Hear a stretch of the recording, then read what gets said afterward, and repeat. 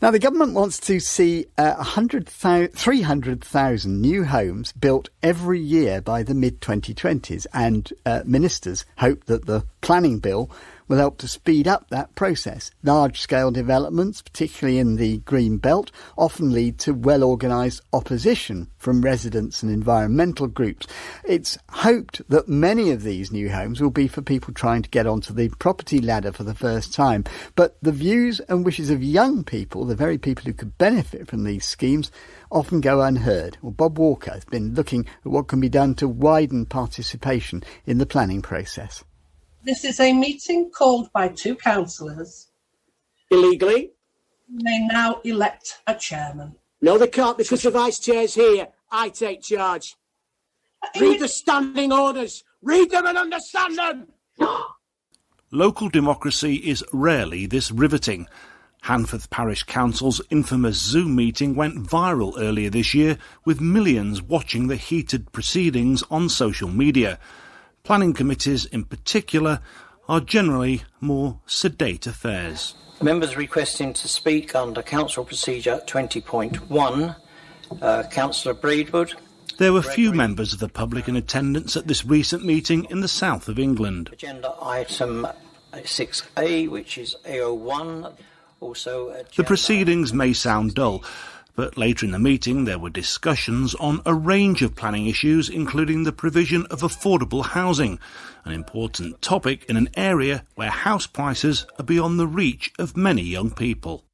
If you look at those who attend planning meetings, over 95% of them are over 30, and those people are twice as likely to object to development. And then if you look at people who are aged over 50, nearly half of people believe that the planning system is not restrictive enough. Joshua Carson is head of policy at Blackstock Consulting, a real estate communications consultancy. He believes passionately that the views of young people, those with a crucial stake in the future of housing development, often go unheard. I do hereby declare that Green Sarah Louise of the Liberal Democrat Party is duly elected. The perception that government planning policies could lead to more building in rural areas was said to be one of the reasons the Conservatives suffered a shock defeat in the recent Chesham and Amersham by-election. But of those who commented on the area's local plan, a crucial document setting out housing and development policies, less than 6% were aged between 15 and 30.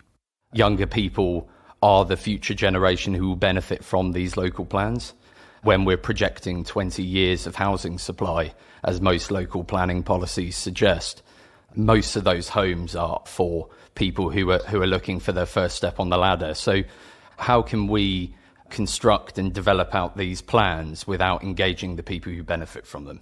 The machinery of planning is, in Joshua's words, still operating in the Stone Age. He says the authorities and the private sector should develop apps to make the process more accessible, and consultation with representative youth groups should be a statutory part of the process. We're located in South Leicestershire, about a mile east of the M1. We're in the middle of 1,100 acres of greenfield land, which is the subject of a potential garden village. My name is David Campbell-Kelly. I'm the chairman of the Willoughby Waterleys Residents Association. We're not against housing. We know the country needs new housing. What we are for, though, is housing to be provided in sustainable locations and for planning policy to be appropriately applied, with all alternatives being considered. I think most people would understand why people living in a nice location like this would not want a big development on their doorstep. But what about younger people looking to the future? Are you making any effort to consult them? When we set up our association, we proactively tried to encourage both female representation on our committee and younger representation. And I have to say, it was a struggle, and we didn't get any youngsters coming forward. It's obviously taken an immense amount of time to understand what's going on here. I think youngsters are very busy to be able to find that time. I understand and accept that Yes, youngsters want to know they're going to have housing, but I also think that youngsters are very keen in ensuring that the environment is protected and that development is sustainable. In fact, a recent report from the Conservative think tank Bright Blue claims 67% of those aged between 18 and 34 would back new housing on Greenbelt, provided the developers were required to improve the local environment. And a YouGov survey reported 2/3 of those aged between 18 and 24 would support more housing development if it led to a drop in house prices, compared with just 1/3 of the over 60s. Up to 6,000 new homes could be built on the site known as Whetstone Pastures, and the application will be submitted here, the headquarters of Blaby District Council. Kat Hartley is the authority's group manager for planning and strategic growth. She says they make every effort to consult younger residents. We already have a number of ways that we engage with young people at Blaby. We've got a well-established youth council, and we have really good working relationships with local schools and colleges.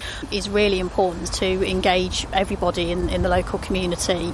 Is it easy, though, to engage with young people on a subject like planning, which, let's be honest, you're smiling as I say it, is something of a dry subject? It certainly is, isn't it? Yeah, and there is a lot of discussion around new ways of consulting, app-based, digital consultation. What I also think is really important is to think about not just the way that we consult and the way we engage, but actually what we're engaging on. It's important to ask the right questions. Sometimes we wouldn't even use the word planning when we're consulting with our communities, but actually asking if this is some new housing near you that's going to be built, what would you want that to look like?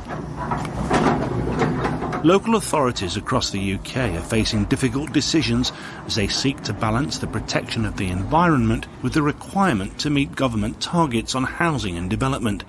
16-year-old Callum Parr is a member of the UK Youth Parliament, which he thinks should be consulted on major housing projects. If it became a statutory right for young people to be involved, then I think young people will take it seriously. And I think young people understand that they will be living in these houses and just how important it is. And he thinks that right of consultation should also be extended to under 18s, and dismisses claims that young people have neither the time nor the ability to understand complex planning issues. The Youth Parliament is a perfect example of young people being able to use their voices. Young people are passionate about their local areas and how they can improve things. Young people are going to be accessing these homes, services. They will be the users, so they should be consulted. That was 16-year-old Callum Parr speaking to Bob Walker.